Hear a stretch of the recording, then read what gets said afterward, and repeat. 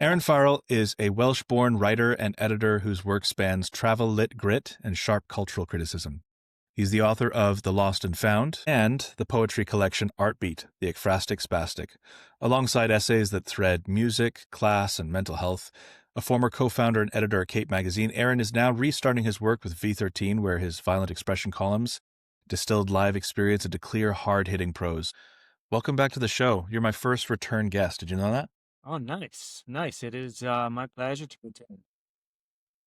We knew that was going to be the case, though, didn't we? Because when you and I first talked, we just gabbed and gabbed and gabbed, and that was it. I was like, oh, well, yeah.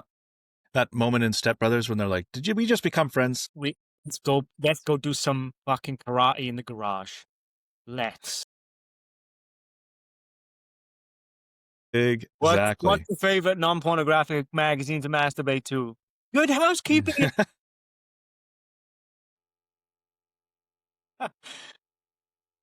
I completely forgot about that line. God damn. Man, I got you on quotes, my dude.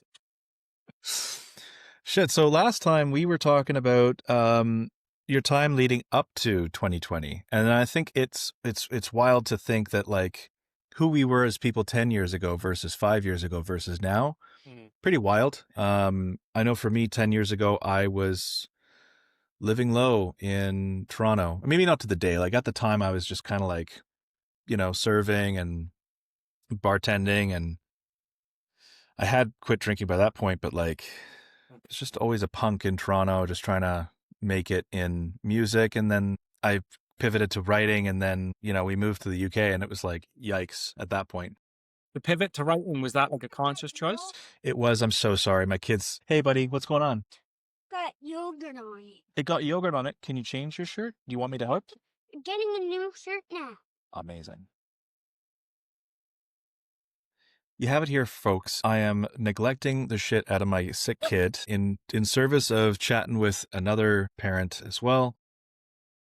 You know how it is when they're homesick. Yep. Yeah. And yogurt is a great substitute parent, you know? So let the yogurt on the shirt go. At the current moment, it's also Bat Wheels. Earlier this morning, it was, wow, so bad I can't even remember which show it was earlier today. This is the modern masculine lifestyle of staying at home parenting whilst running short operations across seas and Wi-Fi connections. This is how it looks. It's really funny that you say that, because I literally, and I never do this, I never have a yap that just comes out of nowhere and then just upload it, but I did just have a yap video where I just kind of turned it on. I was folding laundry and talking about, you know, the value of stay-at-home dads, and like I have really struggled with that. Yeah. I have really struggled with that, and I still do. Like I think that I'm acting like in that moment as though I'm talking in that video as though I'm like figured it out, and I haven't. Yep, it's figuring out moment by moment. I don't think ever having a handle on the whole thing, because they might spill yogurt on their shirt at any point. You know, it's like as you have the handle on it, as you have the clean shirt, bam, there's shit and piss everywhere. Yeah, I know that I'm gonna probably get a wellness check off the back of this episode, but it's all right. It's okay. I'm ready for them. I already did the laundry and did some tidying today. All right, so you're being Papa at home who you know, is taking care of the sick kid, and he's got bat wheels as well. Batman. What else does he need? Is not bad. Fuck, mate. What else do you need in life? God. I mean, this is interesting that we managed to get here rather suddenly, unexpectedly, but naturally, because this is the new chapter that you go into, and this is what we related on the hardest, I feel like, is that we were stuck in this like little cocoon of watching a world unfold before our very screens, and just noticing and knowing and feeling and bleeding for quite some time that passed. And then, you know, my wife at the time was working that pandemic. She had just moved. We had just moved from the UK to Hamilton, and she'd got the residency spot, her number one choice in Hamilton. And so we moved there. And then she was working that pandemic in 2020. Full, you know, in 2020. Damn. Head to toe PPE. Like when you say PPE, I think people don't appreciate what they don't. I want to be very clear about this. Is like this is what really pisses me off about anti-maskers. Is like you got a mask on, okay? Imagine that you've got a 95, not like the little piddly paper. No, no, no, no. You got an N95 where you have to go and get a fitting done, Right. where they do the fitting, and then you wear like it's a proper thing that is molded to the shape of your face, and then you have a second one on top of that. You also have a face shield. Then you have the full gown, and then you have the full, like, people don't fucking get what was going on for healthcare workers during that time. They think they do. But, and she was working 26-hour shifts and whatnot. And so you got, dude, the residents, fuck them, right? Right. Just use them. Just use and abuse them. And if they can't make it, well, screw them. Too bad. That's wild, dude. That is wild. Then she got pregnant. Okay. We tried and were successful in getting pregnant, like, right away. And then she was like, oh, we should probably start trying so that in the year that it takes. And then she was like, boom. I was like, great. Thanks very much for that. So this is potent stuff. Apparently. Or she's just, anyways, so she was like right off the hop. So, and then she started working that said pandemic while pregnant. Don't know if you've ever had like that. Her explaining morning sickness to me in said full PPE is, it's just a nightmare to me. Like, I hate all of it. Like, and so while she was helping humans, I was hating them more and more. Yeah. You must know what I'm talking about. Like at that time, like where were you at? Little bit. Yeah. I feel you on the year of our lordless world 2020, you know, the soft apocalypse. The year the world shat its pants, basically, and did not know how to fucking clean it up. It just felt horrendous, and I was very happy I actually had the V13 column, which I think I actually started in 2020, which was very fitting for the self-righteous fingertips of like being, you know, probably being some sort of predecessor of a rainbow kiss from Hunter S. Thompson, Bukowski, and the BJ. So I was like, I could take that fully on board for 2020, and it started okay. Like, I was living in North Wales at the time. It was my final year of my degree. I was a student for Artbeat University, professional writing, which is now obsolete thanks to AI. Nice one, Skynet. So my degree was sent in the mail. No graduation or anything. That was kind of funny and kind of fitting. I was just like, fucking cool, dudes. Let's just look at this 30 grand of debt for a fucking envelope, you know, with a certificate in it. So yeah, that happened. Then basically I was trying to get back to Australia with an ex-fiance. We were trying to move back to Australia because I lived there for a year and very much had a very good time, happy times, good times. Loved the people, loved the culture, loved the place, and I'm not Britain's biggest fan. That is probably recorded somewhere on some Orwellian database, which is like aiming like bullseye at me right now. Yeah, post Brexit Britain licked balls, and I didn't want to be in the UK. So that fucking pale ogre, Boris Johnson, came on the news on Halloween saying there's going to be a winter lockdown by November the 5th, I think it was. That all flights would be stopped. I couldn't get to Australia. I was trying to come to your motherland in Canada. That didn't work either during COVID. So I hopped to Barcelona, which was my favorite city in the world. Probably still is, but we'll get there. And I was there November 4th and started a whole new life in Barcelona, November 4th, 2020. So, crazy to see the airports. Like, I really wanted to like film, like another 28 days later kind of thing in like Stansted Airport. It's crazy to see how dead it was. Yep. But, yeah, got to Barcelona in full lockdown. Curfews, 10 p.m. curfews on the streets, and it's crazy. Just a dumb fucking time to move, but I moved. because that seems to be my coping mechanism for running away from myself and my feelings. So that is one of the reasons I've just kind of gone here, there, and everywhere over the last 10 years. And now 2025 is the kind of reckoning. But there's some stories in between. It's interesting to hear you talk about it because it's like you were untethered and I was tethered. Right. But then you eventually do get, like, you do find someone to tie you down. That's a pretty shitty way of putting that. Sorry. What I mean is that you find someone and you hunker down with, let's say, maybe.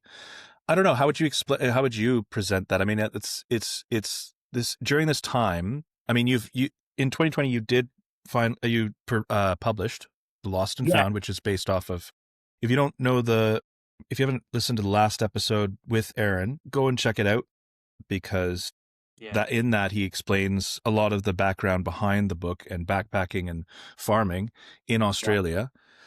And I'm starting to read through it, and I'm already seeing more of what I'd already seen on Violent Expression, which was this, like, I definitely get your S. Thompson analogies. You and I bonded immediately over Spider Jerusalem, main character in Transmetropolitan. Yeah. People should fucking read. I'm sorry, but like, there needs to be like a reissue or something of that series. Dude, I don't care. Like, do it. Reissue, and look at the bollocks we are having of fucking remakes and reboots and also just expanded universe fucking Star Wars and Marvel shit everywhere now. Look at some other properties, Transmetropolitan being the top of the fucking list for what could be relevant, potent, and just fucking brilliant for these times right now. Spider Jerusalem 100%. all the way. Sorry, I've literally just been asked to refit a sleeve here, so which is what I'm doing. Gotta get that sleeve on, man. I feel you. Man. Here you go. You all right, though? Yeah, you're welcome. Bye. Do you need me for anything, mate? Did you hear that? Yep. Thank you. I'm going to carry that guilt. It's not what he meant, but anyway. He's like very much like a leave me the fuck alone. I mean, he really is. He's like me as a kid. He was just like, I got my stories, I got my games. By his age, I was already crushing Mario. So I feel like I'm doing a better job by letting him have just screen. Just Batwheel. Anyway. Yeah, well, there's all sorts of other shows and subscriptions, though.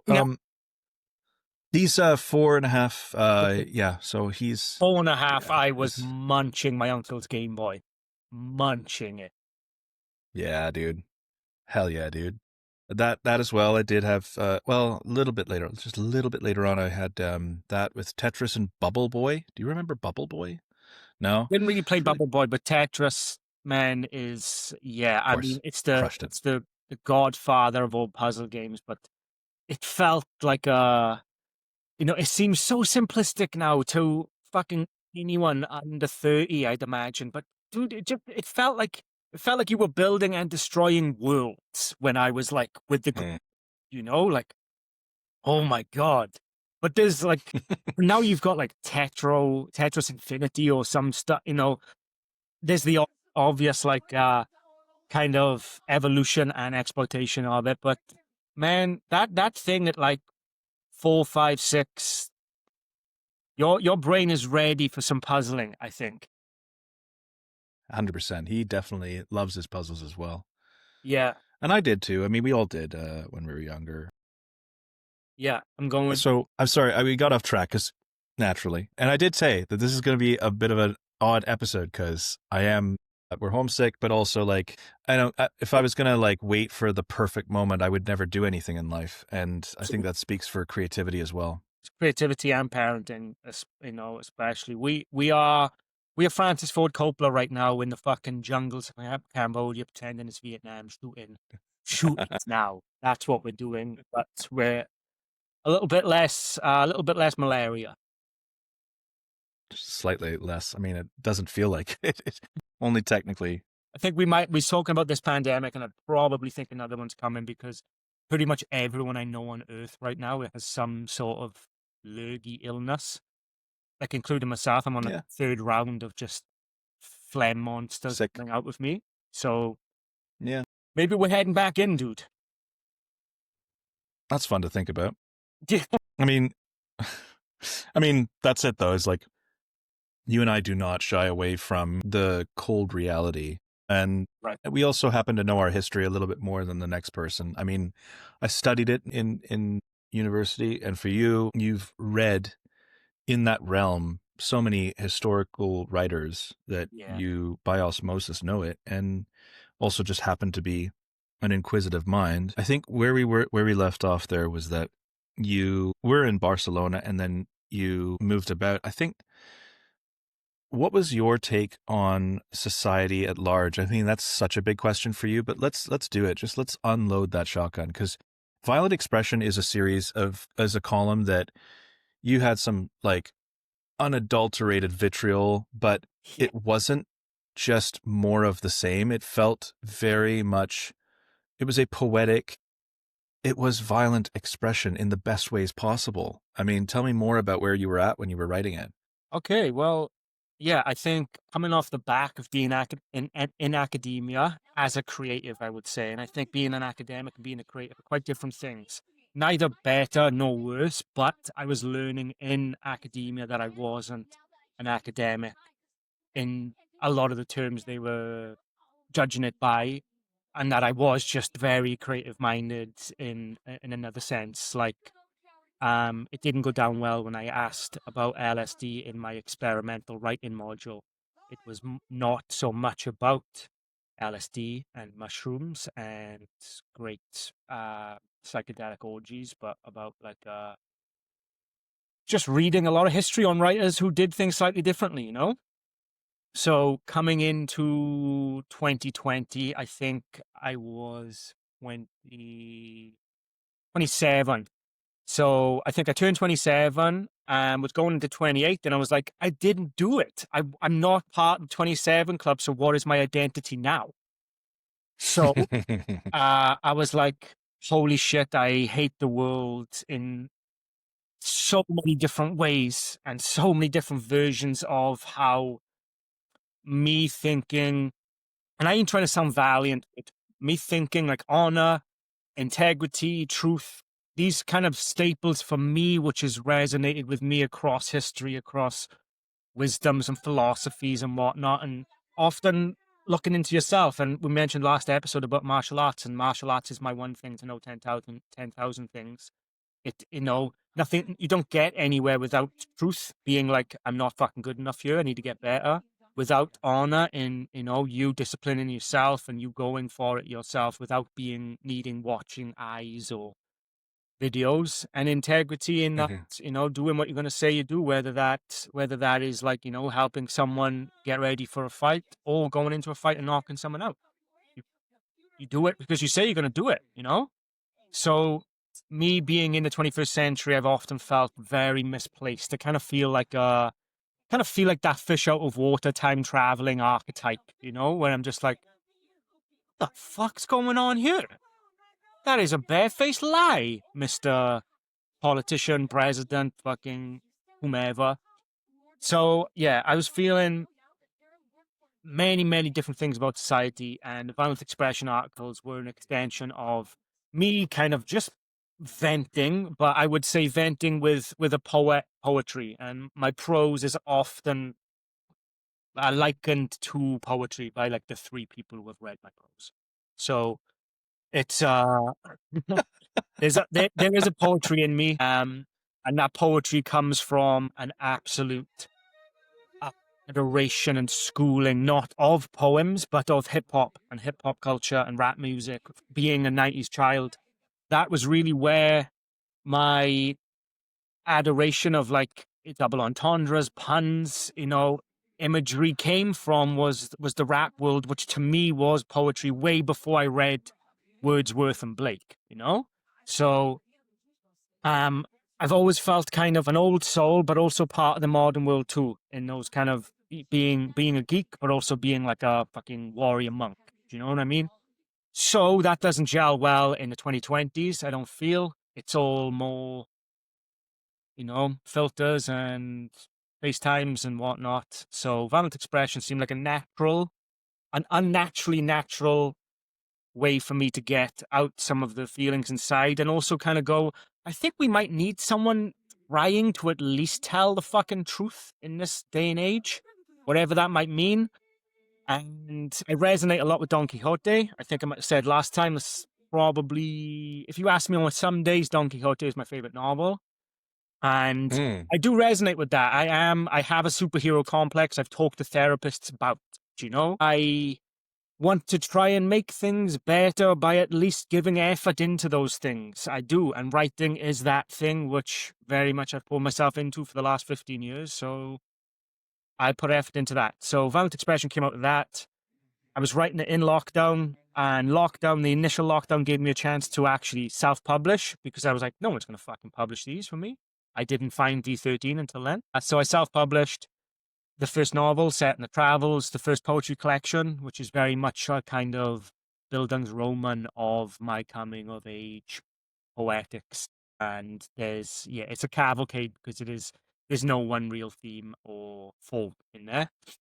And then writing Violent Expression in North Wales, and then in Barcelona. Once I got to Barcelona, it kind of upped the game, because I was in what I now call the modern Babylon. Barcelona is a city of decadence and depravity, hedonism, and heart eyes everywhere, or I like to say fuck me eyes. You just get fuck me eyes everywhere. It's a crazy place, and I was there with an ex-fiance. We broke up after 8 years. We were there for 2 months. We broke up, and then was like the start of a fully new chapter for me. It was like me alone with my dog, Sancho Panza, the Don Quixote thing. That went down very well in Spain, obviously. My little Sancho Panza. And then, it was really about 2021, I would say, was the start of okay, I'm 29 years old. I am alone for the first time in a long time. I am trying my damnedest to hold on to jobs. I'd had jobs teaching English to Chinese children remotely. 3 a.m. in the morning was like their kind of p.m. in the evening after school. I'd worked for different teaching companies there. I was doing freelance personal training and martial arts instruction.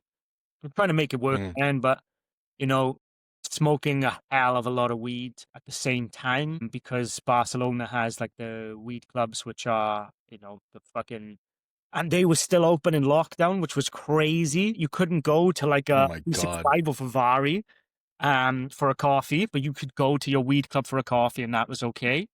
These private establishments were crazy. So I pretty much raised Sancho Panza in different social clubs. Well, there goes my and I wrote a lot of Violent Expression clubs too, and felt very at home there, but was losing a lot of myself too. Talking about integrity, I was also losing a discipline I'd had, getting so lost down that vacuum of decadence and depravity, drugs, skateboarding, and a lot of casual sex was just leading down a different path. I was kind of feeling a lot more Bukowski then than Thompson, I would say. So I think I wrote my last Violent Expression article in the beginning of 9th of January 2025. 2025? No, sorry, 2020. Wow. Losing it. Yeah. I was going to say, I don't think I did write one just now. No. Well, no, 9th of July, 2020, sorry. So I was just trying to figure out myself and started writing a new novel. I parked a kind of sci-fi cyberpunk novel called A Toy and His Boy, which I've been working on for over 10 years now. I parked that to get into my very kind of Bukowski-esque what's called Beat of Barcelona, which is now 140,000 word novel, which is unfinished in terms of it needs editing, obviously, at 140k, for fuck's sake. But it is my other writers take note. Yes, I know. That was me. That was a profusion of getting all of it out, and it very much is, a working class man's odyssey of 2 years in Barcelona and a whole history of a lot of dumb stuff, and a lot of cool stuff, and a lot of healthy stuff, and a lot of unhealthy stuff. Pedro Juan Gutierrez's The Dirty Havana trilogy was also, I kept rereading that in Barcelona whilst I was writing Beat of Barcelona, because it was, I was just trying to write like, what is our times right now, and take violent expression into a more prosaic, chaptered, less essay based, more slice of life, working class based. So yeah, it was a real time of testing who I am, and also testing out my mental health capabilities, where I was diagnosed with borderline personality disorder whilst I was there, following public breakdowns. So it was a crazy whirlwind of 2 years where I was very up and very down pretty much most days. But I got a novel out of it, and I'm getting there right now in terms of trying to heal a lot of the scars and cuts I made at that time in my life. That's amazing to talk about, like, the process. Give me 2 seconds because I need to tell my kid to turn it down a little bit. Okay, no worries. I'm sorry. Yo.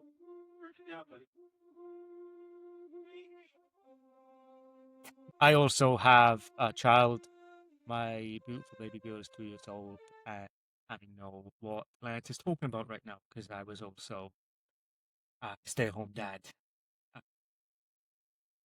Oh, I'll just edit this. Don't worry. Or if not, I don't know. We'll see what happens. No worries. Whatever you need to do. This is the beautiful part of thing. Chris is trying to tell me. Chris, my business partner, our leader at V13. Yeah, Captain. Got his own podcast, Heart Dealer. Shout outs to that great series. Go follow it. Listen to that instead of this. He keeps telling me, like, yo, just stop trying to scrub every goddamn thing. Stop trying to optimize. Stop trying to like make it so fucking perfect all the goddamn time. Yes. And for me, I'm like, do you know what? I hate that you're right. And I'm still going to ignore you, but I am hearing it more. Yeah. And it takes telling a lot of times for you to get out of those things. I think perhaps has writers and neurotics, which I think goes hand in hand. There's a perfectionist 100%. that comes with it, and when you want to hone the short story, the poem, the article, whatever, there is a kind of perfection, because we're taught to, with a red pen, we need to go through it. But I think sometimes we can translate that into life and lifestyle way too much. And yeah, I think this podcast doesn't need to be absolute perfection. I think it needs to be pragmatic as fuck. I think that's... Yeah, I think that the pragmatism is what separates most amateurs from pros. Right. Because the amateurs, I have been an amateur most of my life when it comes to this shit. And it's like, it all has to be so perfect. I think that's the problem, right? Is that, you know what I mean? So I think that's the big thing for me, is learning that, like, it doesn't need to be so goddamn perfect.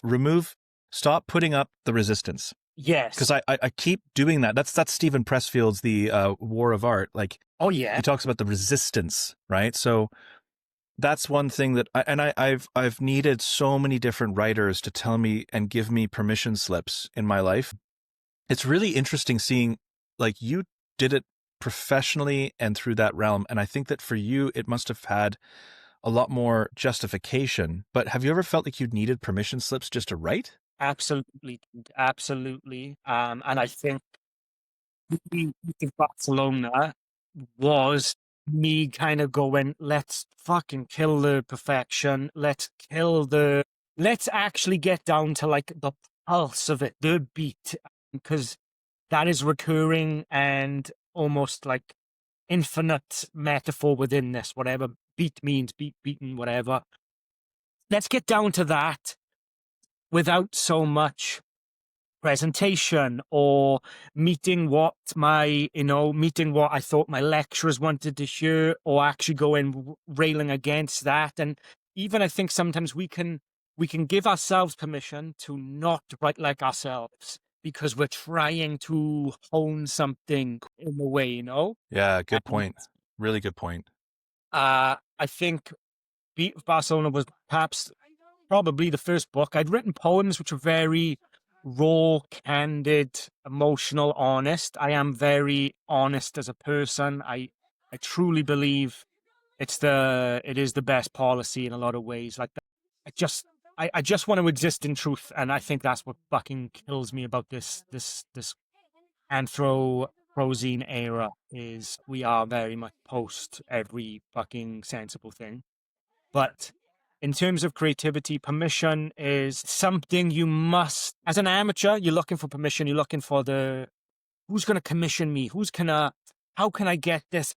Write this? Are they? And then I think you have to get to the point as the pro, and I certainly don't feel like a fucking pro in pretty much anything really, but you do get to the point where your own voice and your own spirit, your fire, your energy, your chi, whatever the fuck you want to call it in your realms, that has to come out. And for me, that is what makes my favorite writers the greatest writers. It's style. It's the Go for Dal thing, fashion fades and style is forever, Bukowski, style is everything, it's everything. It's in everything. And I'm very much a believer in that. And like, for me, having written my first novel before going to uni and then going to uni, I was very much pushing against, like, why the fuck does everyone just want to fit in? Exactly what the guidelines are. Not to say that you shouldn't, and learn how to obviously learn your fucking craft. But there was so much fitting in that it kind of naturally, let's say, rebellious spirit was fitting out even more then. So coming into Beat of Barcelona was like, let's just write it how it is. Let's just write this life how it is. With the being fucking penniless, being a day away from homelessness in Barcelona, the casual sex, the chlamydia, the drugs, the everything, but not for it to be gratuitous, but to be fucking real. What it means to be a millennial man in a world which is in a lockdown, in a pandemic, and I was very much aware of that. The first Beat of Barcelona is in 3 parts: decadence, depravity, and there's a few D's for the last one, but we'll save that. So decadence, I very much wanted to capture the COVID pandemic situation within prose because I knew it was something. And I knew as a species, we were just going to go as soon as the vaccine came or as soon as the fucking zombies piled in, however it was going to go. I knew we were just going to forget about all of like the idiosyncrasies which we'd been bitching about for a year. From us talking about PPE now, which most people probably forgotten what that means. Do you know? I knew I had to try and capture this kind of this zeitgeistal spirit, but also my zeitgeistal spirit as a kind of outlier. I felt as the little bit of like the weirdo, is a little bit of like I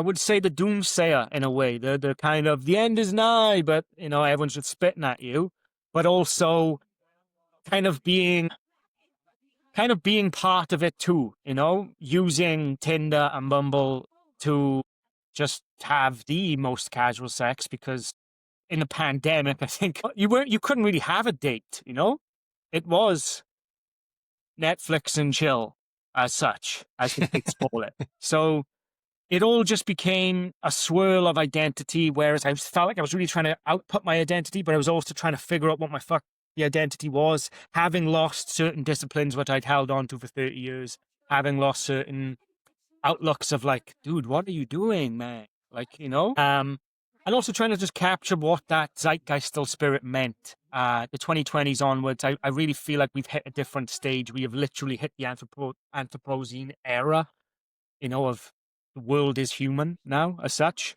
But I've tried to be as honest as possible, as truthful as possible, and as real as possible about myself as much as I am about culture, society, the things I hate about that, the things I reflect in myself, We are what we talk shit about. Yeah, that's actually a line that I have used quite a lot. We hate what we are. Yep. We hate what we ourselves tend to do. We just like magnets. Mm. you know, whether the likes, you know, oppose, when we witness behavior in others that we ourselves are so, basically we're such fucking hypocrites sometimes. Absolutely. Hypocrisy reigns and rules. I would say hypocrisy is near like a kind of neo-religion right now. And Yeah, it certainly feels that way. that's where writing Beat of Barcelona came from. But then also I parked Beat to then go on and write something else, which was back to violent expression in a more standard way. Because I was like, I'm never going to get Beat Barcelona published anytime soon, but let's try and get something else out there, which is a lot more straight, which was The Man Who Told the World. So by 2022, I had met my now wife in Barcelona in a dog park. And we were living together, and I was finally working a decent job. Like, I was kind of a marketing manager, English language editor, writer for a fintech company, finally earning some decent money again. The last time I had was like back in Wales. And I was pouring like 8-9 hours a day into writing remotely for like fintech and doing all this. And I think that was the yin to the yang of spending 5 hours a night chain smoking joints, cranking out The Man Who Told the World, and just really pouring in like, what the fuck are we doing right now? We've come out of this pandemic and we've doubled down on all of the shit which was hurting us prior, and all of the shit, that kind of socio-spiritual philosophies. We were all so fucking cute in the pandemic, being like, we will never get back to that. We didn't really like cues and whatnot, and working from home is a revolution. And then it was just double down on all capitalism, all materialism.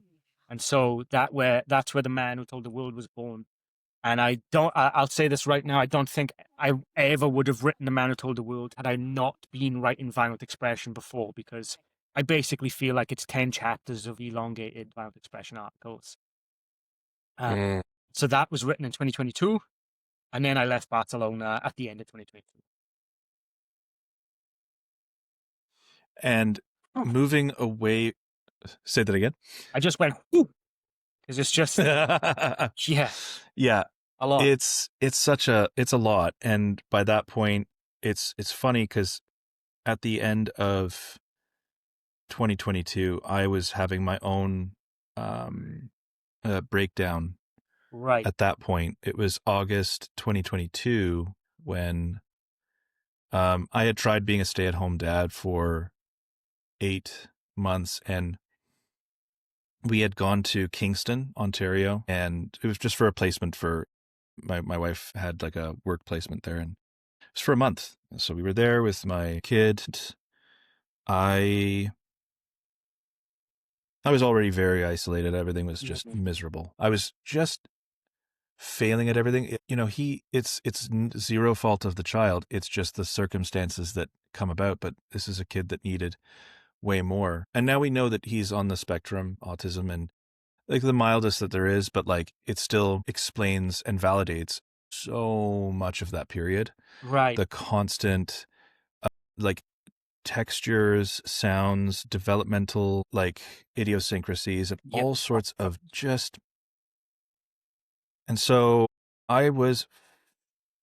it's okay to say failing. It really is. I was failing by any metric. It doesn't matter. And I know that everyone will jump to my defense when I say that. And I'm not doing this as like a, there's when I talk shit on myself, a lot of the time it's like, this is what neurotic self-awareness will do for you, is you're like, it's a defense mechanism. I do it to myself so that you guys can't burn me. Yeah. If I'm on fire, you can't burn me. Yeah. So fuck you, right? But then this is the thing, is like, I am not crying wolf. I am not messing about when I say I was not doing a good job. I did not show up for my partner or for my son.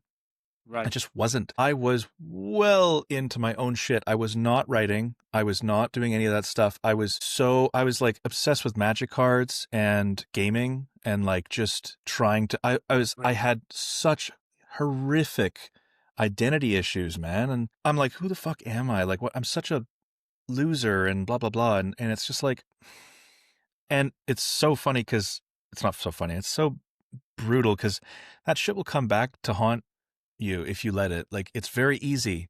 Yeah. It's like that thing where you see like those images, those optical illusions where you can see either two women or a goblet or vase or whatever. Right. It's like that's all it takes is a quick mindset shift, and you can either be in euphoria or misery. Yes.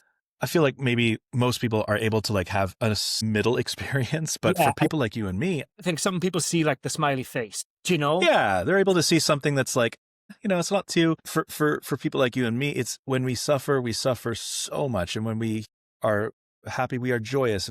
Yeah. So my kid, very much the same way. He needed so much more than I was able to give, and I needed so much more than I was able to give, and I wasn't. We didn't have a village or a family that Yeah. could help. We were isolated. It's interesting because I know your story, and I know that you went through the same thing in terms of isolation. I don't know how comfortable you are with talking about that. Comfortable talking about fucking anything really, man, because yeah, it's what's real is real. But I just want to get back to your point a second ago, is that I think it's valiant admitting that you weren't doing well. I really do. I think it's valiant to actually not Instagram filter how hard pandemic was, how hard modern identity is as a man, whatever that may mean nowadays, and how difficult it is to be kind to yourself for not hitting. And you said the word metrics, which I think is a very important word right now, because I think we have so many metrics of how we should conduct ourselves, how we should meet ourselves, how we should parent, how we should be towards us, how we need to be towards a partner. Whereas the more metrics we get, the further away from the kind of chaos of like dark energy and dark matter, which takes up most of us and what we are anyway. We're trying to tidy everything up into kind of clear lanes right now, and that's not the case. And a child is the perfect example of fucking chaos. It's the perfect example of coming into your life and everything you thought you knew is absolute dog shit. Because whether that be about, the practicalities of parenthood, but I think more so about identity. I'll say right now, I believe I'm in my dark night of the soul right fucking now. I believe I have been for the last few years, and I was numbing it with many different things. And now I'm sitting in it, and there's lots of tears, there's lots of even tantrums, and it's a hard time. And one of those aspects is that I'm a dad now too, and I'm not perfect. I'm actually pretty fucked up. And I share you on your point in being able to say, like, I wasn't doing a great job. And let me tell you, and just knowing the man you are, and I feel like men really have to be there for one another right now. Men need to recognize men, and knowing the man you are, I guarantee you were there far, far, far bigger on that metric of self-judgment you are outlining than you believe you were. I really do believe that, because he's there right now being a fucking lovely, lovely chat. To a dad who's trying his best and doing his best, and I recognize that as a dad, man. And sometimes my best was actually about going away from my daughter. She's currently in Spain with her mum, and I'm back in my native Swansea after several breakdowns, a psychotic break, and much, much more. And I think a lot of this stems from identity and how we look at ourselves, how we judge ourselves. And us saying jokingly, we're neurotic, we're writers, we build up a lot in our heads and minds. I thought Barcelona was about, as chaotic as it could get, but my life continued to be more chaotic and more chaotic and more chaotic. And I think creativity is the cure and the curse for a lot of things. And me and Lance, I think, deal with a little bit. I'll speak for myself. I deal with a little bit of monomania. Lance talking about the isolation of, modern living for anyone, modern manhood for half the population, modern fatherhood for however the percentage is. Trying to keep so many plates spinning, as we all do, as we can see this podcast attests to, but also just our day-to-day lives attest to, with the amount of notifications, emails, posts, to-do lists, shopping lists, whatever. We have a lot of duties to fulfill. And I think all of those duties can give us a sense of identity, but I think that is often a false sense of identity. So, I appreciate that. And hey, and for any listeners as opposed to viewers, I fully just stepped away midway podcast. I would never pull that shit with anyone else, but you, I feel so comfortable with that I can do it. It's not a disrespect thing. It's actually more respect because I know that you know exactly where I'm at with my life. And I'm trying to lower the barriers. yeah, I'm trying to lower the barriers and I'm trying to just allow things to happen and take place as they are. yeah, And that's the dealio. And so that's just it, is like, I do want us to like end off on a note where I think that for any listeners that are more on the like stuck in their own cerebral maze, if you will, Right. there's hope because you're not alone, first of all. Yeah. Look at the two of us. We are like head cases. Do you know what I mean? And there are dozens of us. Yeah. Man, I would take a dozen over 500 million fucking followers. You know, Yeah. I would take a dozen strong, you know? I really would. 100%.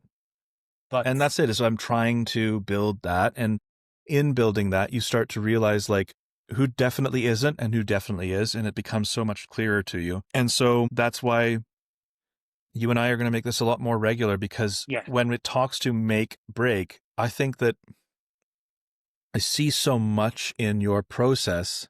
I see so much in your style. I see so much in your background. A lot of, we couldn't be more different and yet we couldn't be more similar if you tried. And those two things can be both true. I think that's often the dichotomy, you know? Yeah. And that's it. It's like, we know this to be true. And so, you know, ending things off today, one, we're going to get back to this because there's so many more threads to tease out. And I actually do think that like people have been given a lot less of a North Star in terms of who they can be in the world. People have lost the great chain of being there used to be. Right. Everybody knew their place, and people don't have that. Even the village idiot knew they were the village idiot, right? Correct. And with that, there's pros and cons to each, because you get rid of that and suddenly there's upward and downward mobility, or so you think. Right. And then it just gets traded for a different type of feudalism or oligarchy. But regardless, I think that there is a despair and a despondency present in so much of our modern society. I mean, it's been written about by far greater, far more intelligent minds than I read The Malaise of Modernity back in, in university. Cultural theorists and philosophers abound in this realm. But and they've been saying, let me just say, like, fucking years, thousands of years, you know, it's not even. This is that's the point. We seem to be regurgitating and remixing everything right now, but not the actual things which were important to us, you know, of abounding spirit, consciousness, magic. It's kind of the other way. We're almost too practical, too utilitarian, but also too foolish, too dreamy, too wish-makering. You know, wish-makering's not a word or compound noun, but well, it is now. It is now, motherfucker. That's English for you, isn't it? Yeah, pretty much. Yeah, that teaching English in Spain, Jesus Christ, dude. You know, you can't explain like why there is a silent letter here or why it's there, and then it's English is so fucking dumb and so smart at once. And I think that's probably insane. The Western world. Yeah, it really is. I'm at a loss when I think of it. Thank you so much for joining me today, because I really wanted to like get to the rest of your story, and at the same time I knew that we were going to like have every deviation and sidebar that we possibly could. Again, and this is the thing, is like that's part of the process, right? It is. That's the reality of us chatting. And even to just relate this to the process of creativity again, like for me, that is what makes, the greatest books, writings, philosophies, is that ability to embrace the chaos. Sounds a little kitschy, I think, but embrace the unmethod of it. Embrace what's going to happen with it without having it all kill plot as such. And I think we've shown that in this podcast today. Kill the plot, kill the talking points we discussed before we recorded, and let's literally focus. I do Let's think, live. yeah, yeah, Let's live. and be messy as hell. I literally have a post-it on my computer, and I've had this for the past couple weeks, is lean into the unknown, be comfortable with the uncomfortable.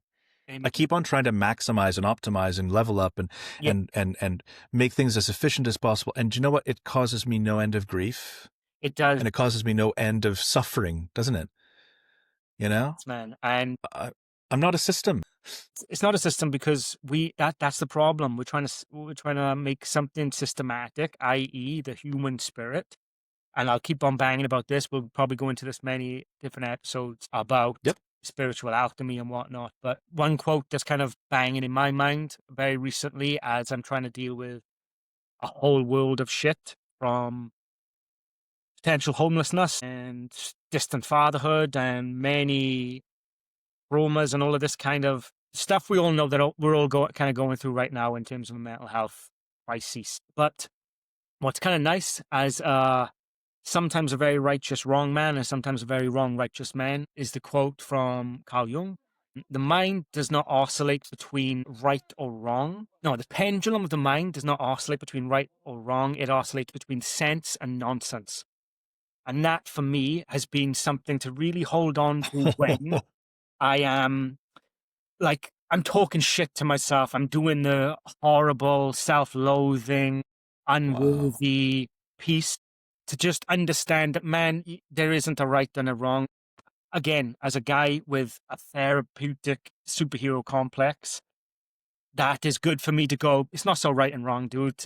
Sometimes you're sensible and sometimes you're absolute fucking nonsense, and that's okay. Wow, that's hit me like a sack of bricks. That's really quite something. I think so. Wow.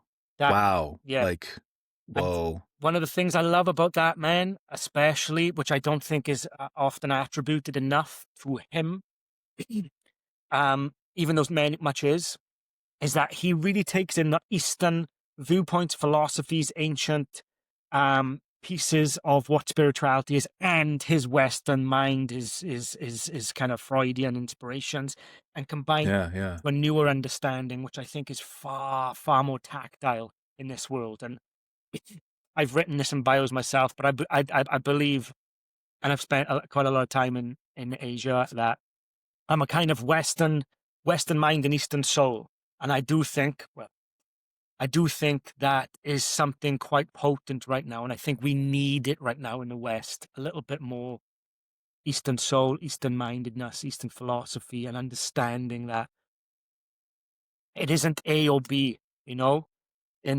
Zen Buddhism, it's not one and it's not two. And I like that impracticality versus our Western practicality of Stoic quotes that are either you are the mountain or you are shit, basically, You're not one, you're not two. So it's well put. Thank you so much for coming on the show again, and I'm looking forward to the next time. Me too, man. Let's spin this stuff quite regularly, because I just think we got a lot to talk about. A whole world's worth. I mean, yeah. It's a real world's worth, man. From worlds to Wordsworth. I mean, it's really as simple as that. Thank you, and I'm looking forward to the next time already. Me too, brother. Me too. Thank you for having me on Make Break. Let's do this again. We will.